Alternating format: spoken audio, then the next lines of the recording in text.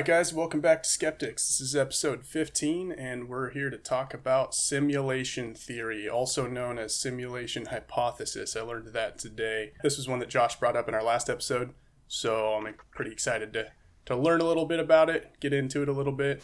But how are you guys doing today? Good. I'm feeling good. Cole, go ahead and keep that in. This is his second intro try, so go ahead and keep that in when you're when you're editing. Cutting that out. How you feeling, Tommy? I feel horrible. I've been sick for like 2 weeks. So, It's no good. Due to your dirty little lifestyle you got there, though. Dude, yeah, hanging out with freaking dirty kids. Like one goes to preschool and one goes to second grade. So bringing all kinds of garbage back. Dude, I know they go to school and it's like once a month you just get a cold or the flu, or it's the worst. I feel like I've adapted a little bit to it, but when Laura first started coming back from kindergarten, I was it was new. I seriously was sick every month, like you said, but I don't know. I feel like I'm not sick every month, but when I do get it, it's pretty tough now. I can't imagine being as weak as you guys. It's like a stronger strain. Yeah, as you sit in your room by yourself. It says the guy who's not legally allowed within 50 feet of kids, okay? Yeah. You don't get sick if you don't go with them. Yeah. You don't really get sick. You don't really get sick looking at them through binoculars there, Cole. Oh my god! Simulation theory, though.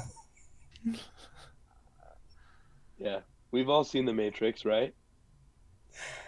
Yep.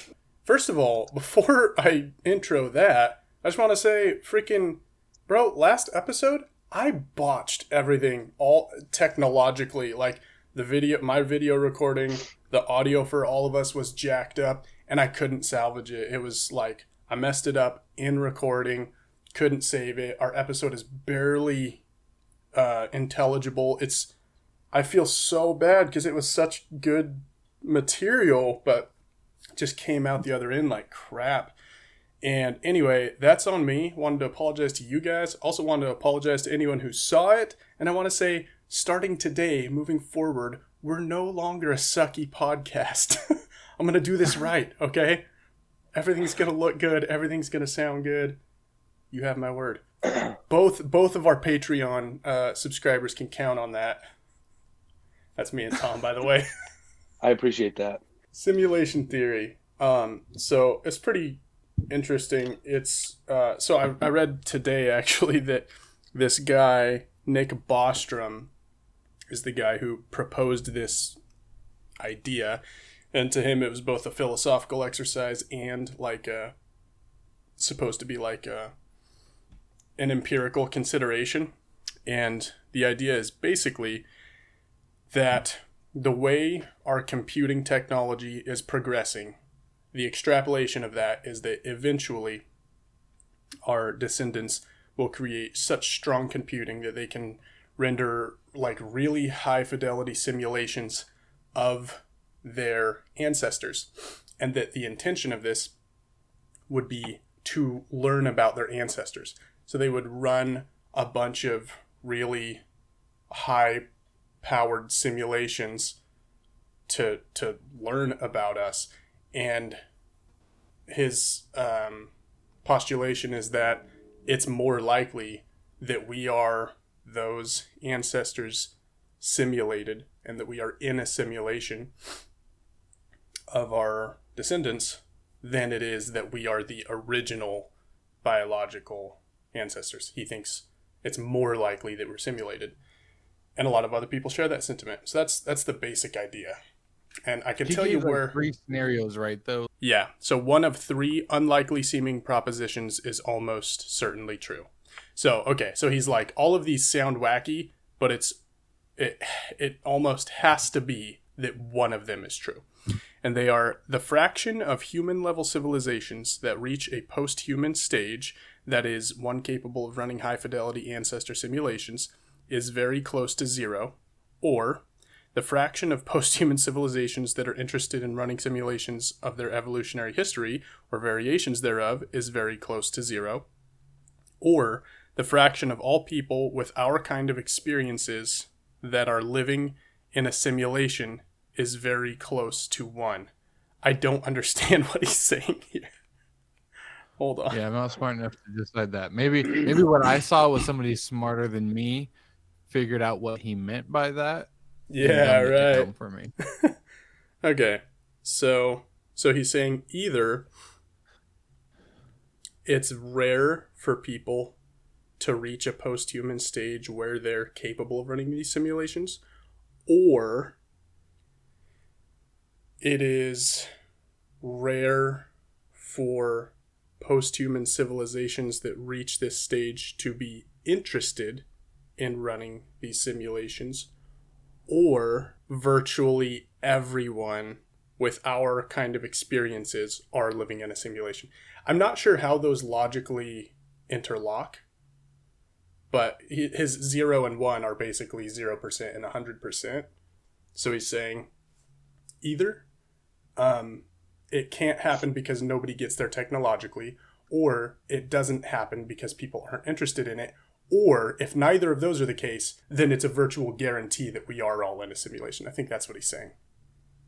So either disinterest or lack of capability, or it definitely is happening. So what I found was the 3 ways they broke it down were the human species is very likely to go extinct before reaching a post-human stage. Any post-human civilization is extremely unlikely to run a significant number of simulations of their evolutionary history. Or 3, we are almost certainly living in a computer simulation. Okay. Yeah, I think that second one is like interesting too, because if you look up like Neil deGrasse Tyson or Elon Musk, and when they talk about it, they also think that like if we do it once where we create a simulation of our ancestors, it's very likely that the simulation also ends up creating a simulation, and then that just continues down a path of simulations ending up creating simulations, and they just keep on going from there. So it's like a simulation within a simulation that keeps on going. Yeah, it's like it's simulations all the way down. That brings up a weird thought of like, when does, if the reality that creates the simulation is like the 100% fidelity version, then the simulation is going to be less than 100% fidelity. So at what point does the fidelity become so low that it's like inoperable or something less than? At what point does it become Pong? Like that's the simulation of their universe or whatever. You know what I mean? Yeah. It hurts my head to think about. I can't really comprehend it. It's kind of like when I try to think about the size of the universe. Yeah. I'm just like, I can't really. My mind's not really capable of picturing something that isn't contained, or like that just doesn't stop. Mm-hmm. Or the size of something like that. I'm just not really capable of thinking about that, I guess. Yeah, our minds aren't made for that yet.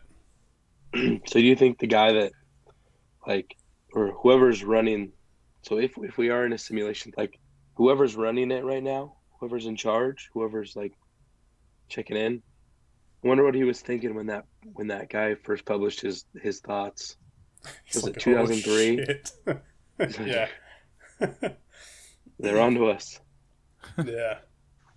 And then it's like it's funny to think, like if they're saying that simulation, it's simulations all the way down, and that if we're in a simulation, eventually we'll create a simulation. Like, are we just assuming that they just started us up and then let us roll down the hill and that's it, and or like are they actually like viewing it? Or I don't know, because if they are viewing it, then wouldn't they stop it before they create a new simulation? Or, well, that's the thing.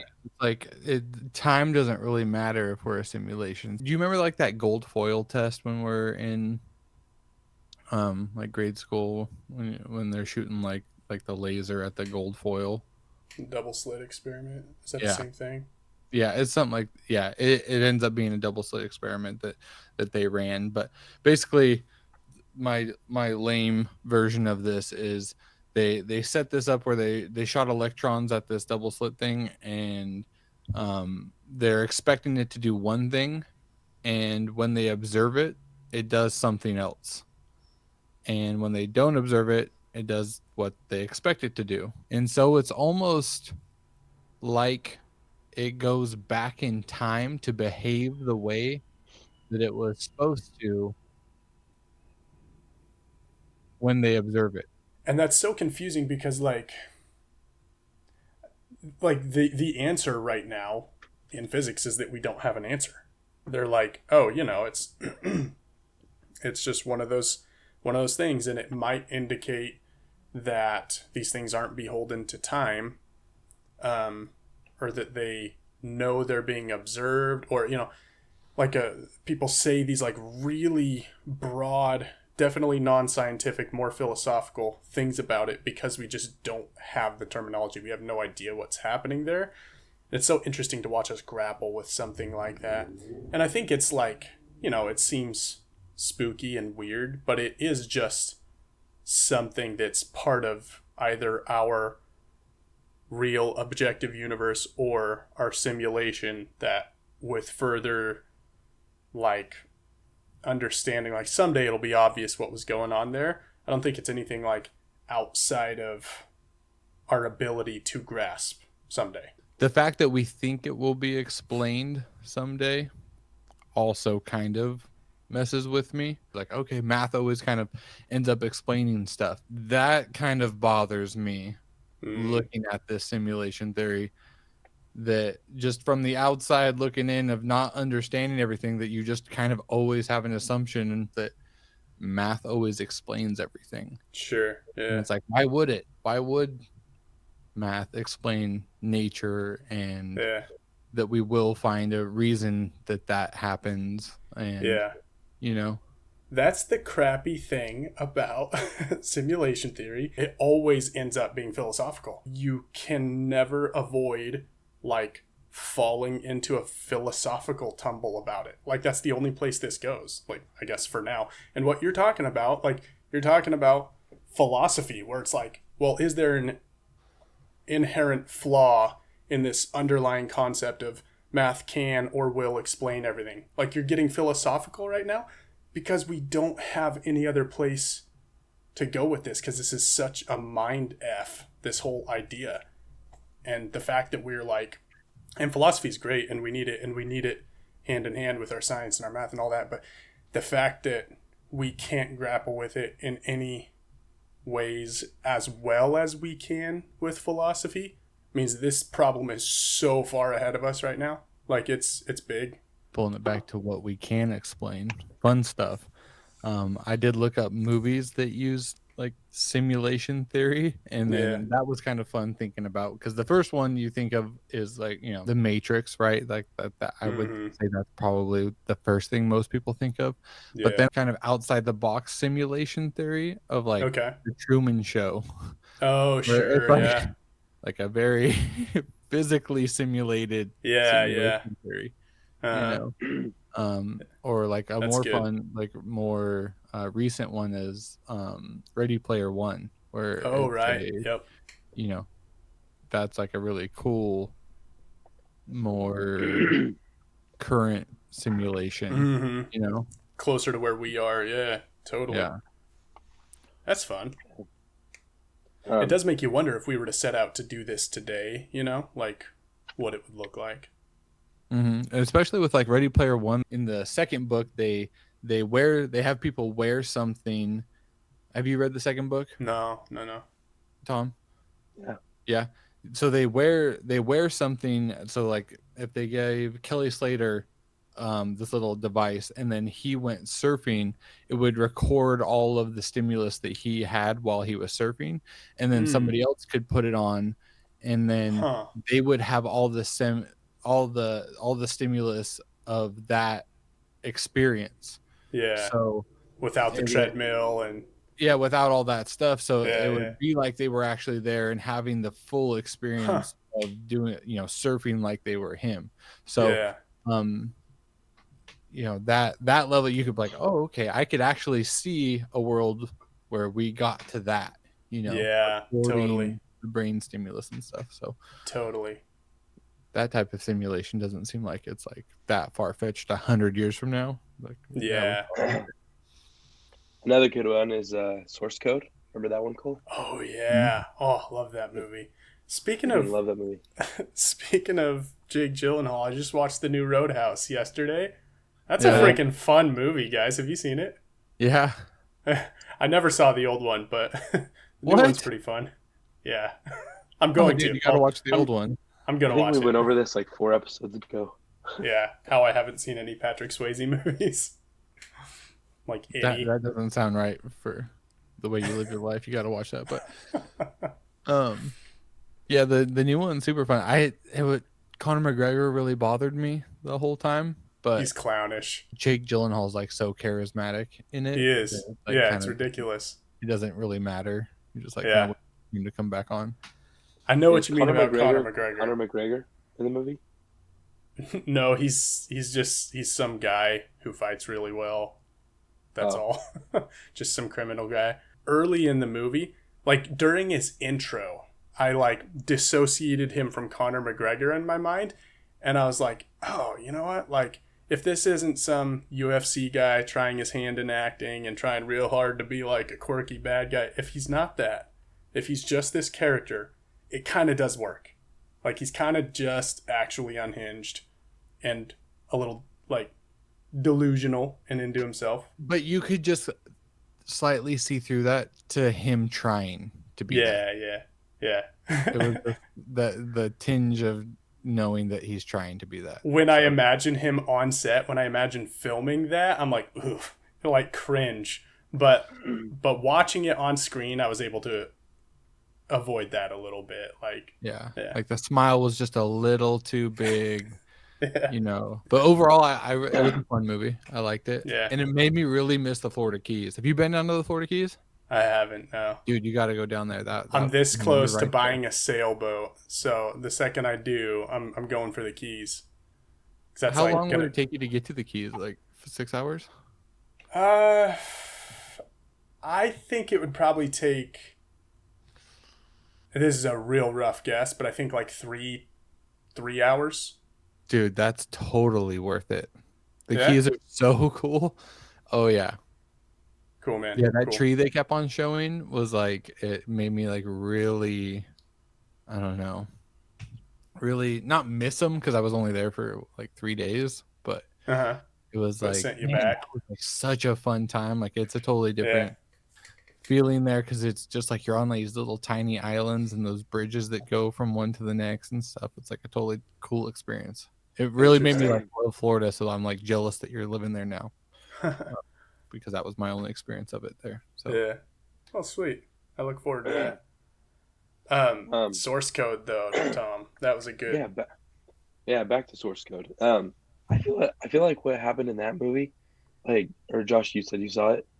Yeah. Seems to me like that is something that's not gonna happen, but it seems like it could happen. Like very feasible to like let somebody like relive their last like 9 minutes and then do it over and over again.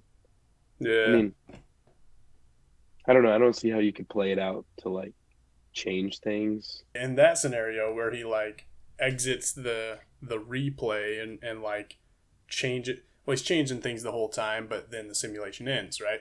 Well, he changes things enough that he like breaks through the allotted simulation and creates a new thing.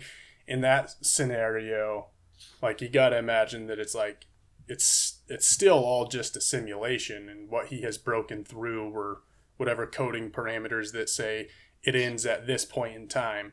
So when he's broken out of that and basically written new code, he's just living a further simulated and rendered reality that's constantly being built around him. But yeah, like just at least the idea of replaying someone's last few minutes to try to figure something out. That's pretty cool. Yeah, that is cool. I like that one. Also, to your thing about time, I think it's interesting that like we've I don't know, if you take the 4 billion years that Earth has been around, like, you can imagine that for our descendants simulating all of this, like, they wouldn't have to wait for 4 billion years, or they wouldn't have to turn it on and let it roll and just see what happens. Like, they could run a complex simulation of the whole thing, depending on their computing power, in a nanosecond, and then just extrapolate all the relevant data from what happened in that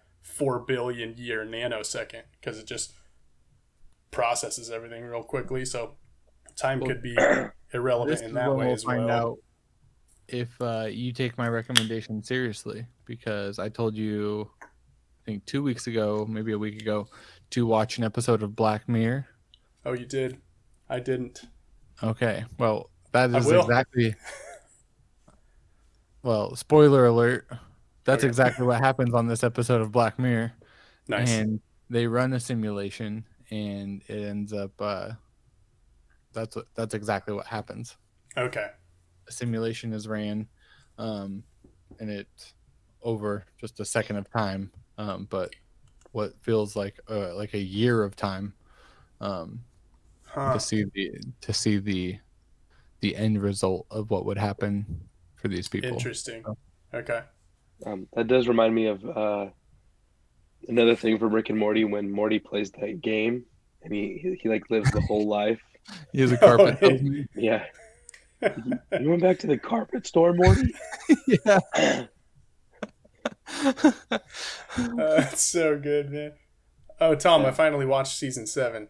Oh yeah, Yeah. yeah. It The new one. was like season 7 of what? Smallville, that I recommended you watch years ago. No, yeah. Season 7, Rick and Morty. They no longer have Justin Roiland on voice cast, so they recast Rick and Morty.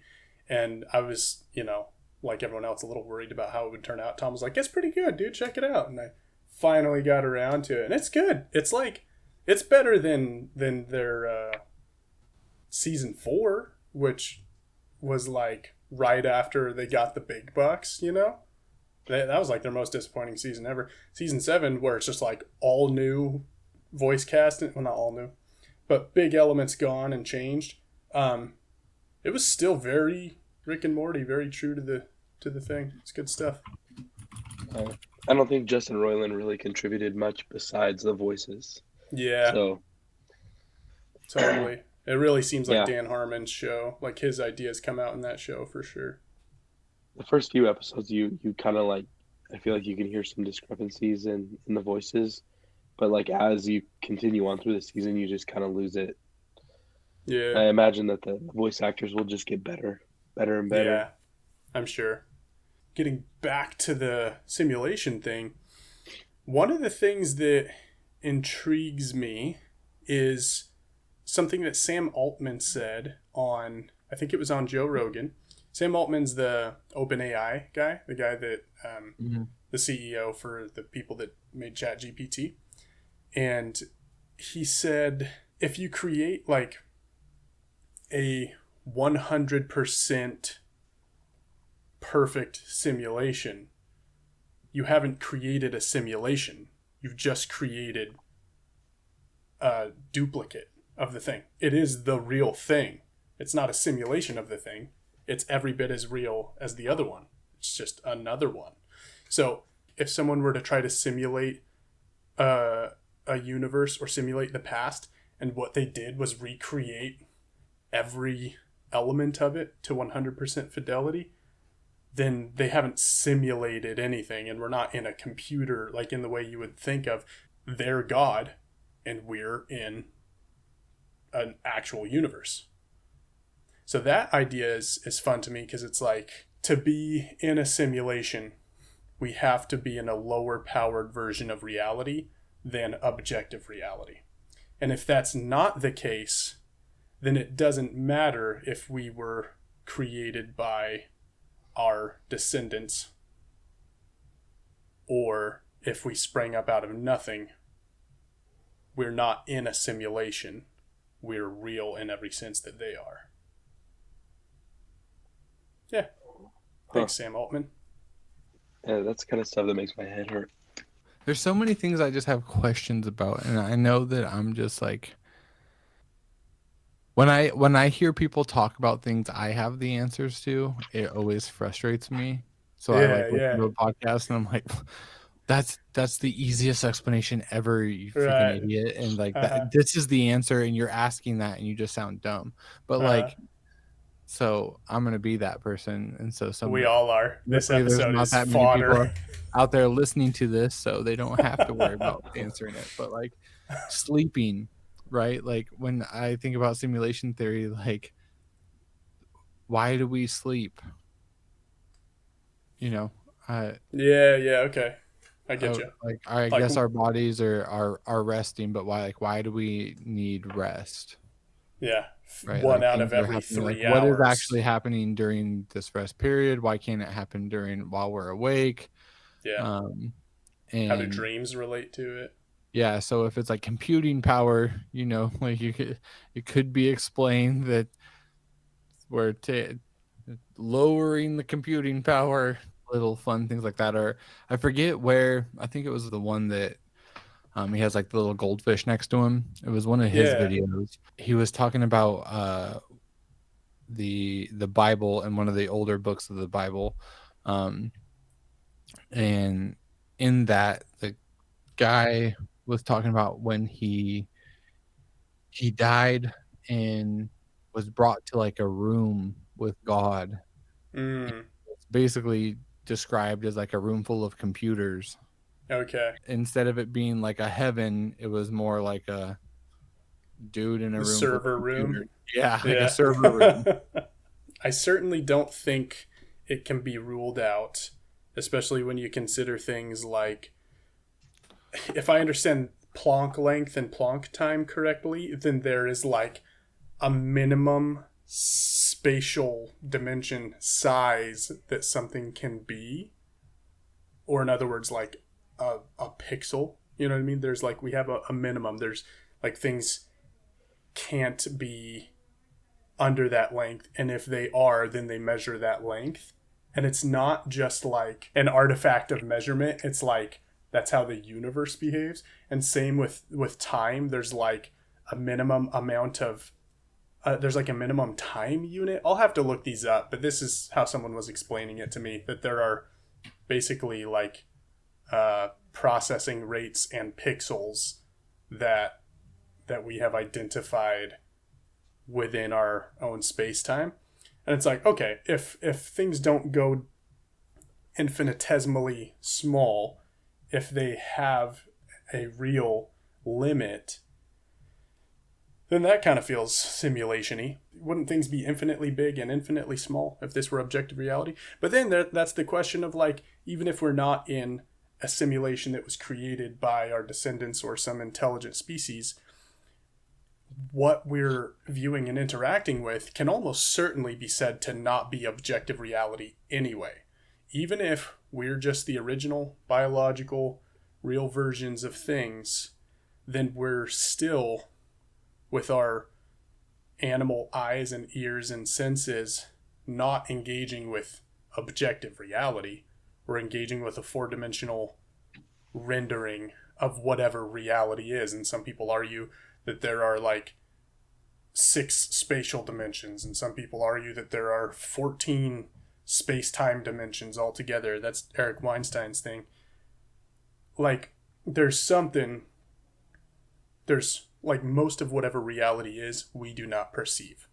So either this like Planck length and Planck time and whatnot, all these things that we experience are artifacts of that rendering that our consciousness hallucinates, or they are evidence of an intelligently designed simulation.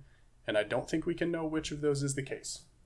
And I can't tell you why, but I lean away from simulation hypothesis. I think you need to do DMT, I think I do too.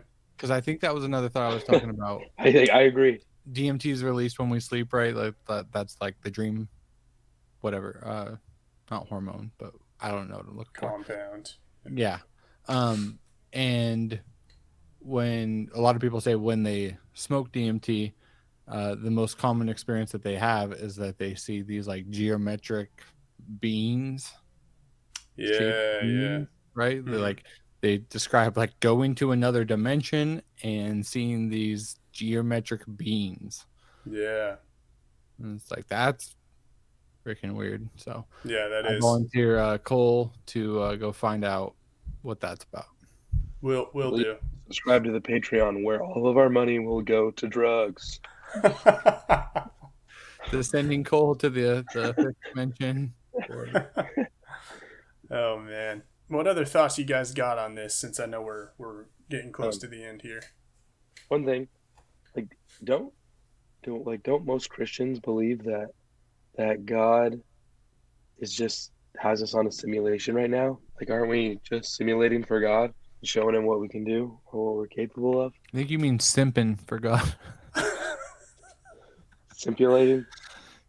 It's definitely like a Like simps for God.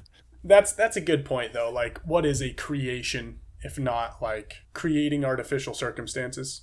So like, yeah, in that way, maybe the Christian concept is that he has simulated this environment for us to come figure things out. That's an interesting thought. But I think you just got yourself a whole lot more followers of simulation theory through that. So good job, Tommy. All right. I guess if we're gonna say what we are on the spectrum, I don't really believe it at all. Cool. 7. I think it's a fun idea. So 7. Okay. Joshy. I'm like a